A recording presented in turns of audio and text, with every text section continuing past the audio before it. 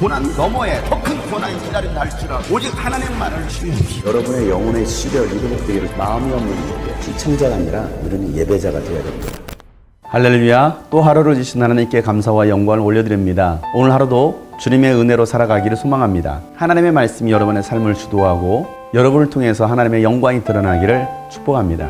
함께 나눌 말씀은 고린도후서 3장입니다. 우리가 이렇게 말하는 것이 우리 자신을 지켜올리는 말을 늘어놓는 것입니까? 아니면 어떤 사람들처럼 우리가 여러분에게 보일 추천장이나 여러분이 주는 추천장을 필요로 하는 사람들이겠습니까? 여러분이야말로 우리를 천거해 주는 추천장입니다. 그것은 우리 마음에 적혀 있습니다. 모든 사람이 그것을 알고 읽습니다. 여러분은 분명히 그리스도께서 쓰신 편지입니다. 우리는 그것을 작성하는 데 봉사하였습니다. 그것은 먹물로 쓴 것이 아니라 살아계신 하나님의 영으로 쓴 것이요 돌판에 쓴 것이 아니라 가슴판에 쓴 것입니다. 우리는 그리스도로 말미암아 하나님께 확신을 가지고 있으므로 이런 말을 합니다. 우리가 이런 일을 할 수 있는 자격이 우리에게서 났다고 생각하지 않습니다. 우리의 자격은 하나님에게서 납니다. 하나님께서 우리에게 새 언약의 일꾼이 되는 자격을 주셨습니다. 이 새 언약은 문자로 된 것이 아니라 영으로 된 것입니다. 문자는 사람을 죽이고 영은 사람을 살립니다. 돌판에다 문자로 새긴 율법을 선포할 때에도 광채가 났습니다. 그래서 이스라엘 자손들은 모세의 얼굴에 나타난 그 광채 때문에 비록 곧 사라질 것이었지만 그의 얼굴을 똑바로 쳐다볼 수 없었습니다. 죽음에 이르게 하는 직분에도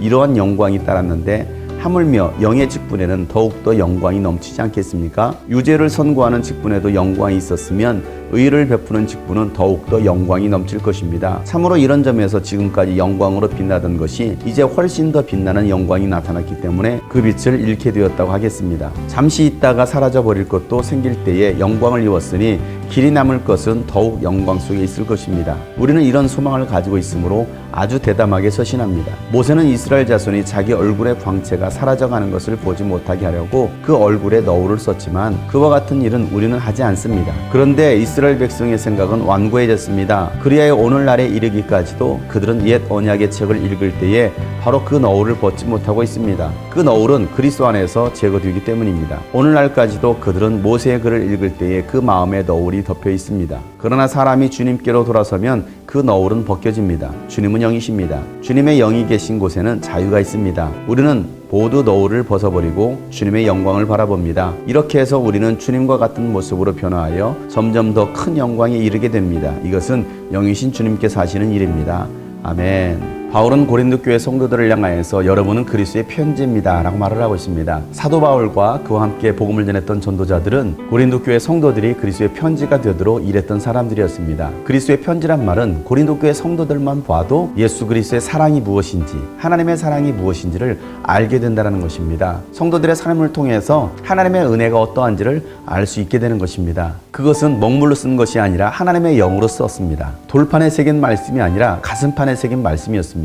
바울이 가지고 있었던 사도직은 스스로에서 난 것이 아니라 하나님께서 주신 직분이었습니다. 하나님께서 새 언약의 일꾼 되도록 자격을 주신 것입니다. 새 언약은 문자로 된 것이 아니라 하나님의 영으로 된 것입니다. 문자는 사람을 죽이지만 영은 사람을 살립니다.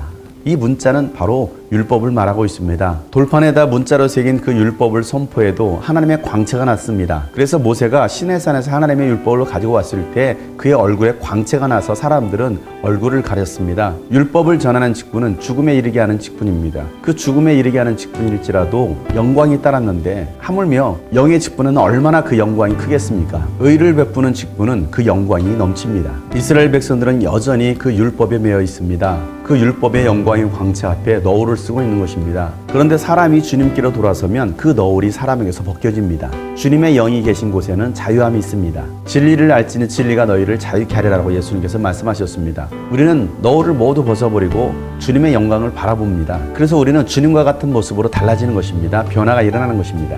그리고 결국 주님의 영광에 이르게 될 것입니다. 사랑하는 여러분, 우리는 옛 언약을 가진 사람들이 아닙니다. 새 언약을 가진 사람들입니다. 주님의 영으로 자유함을 얻은 사람들입니다.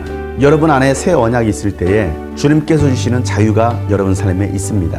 오늘도 그 자유함과 주님의 영광이 여러분의 삶에 가득하기를 주의 이름으로 축복합니다. 여러분 모두는 그리스도의 편지요 새 언약의 일꾼입니다.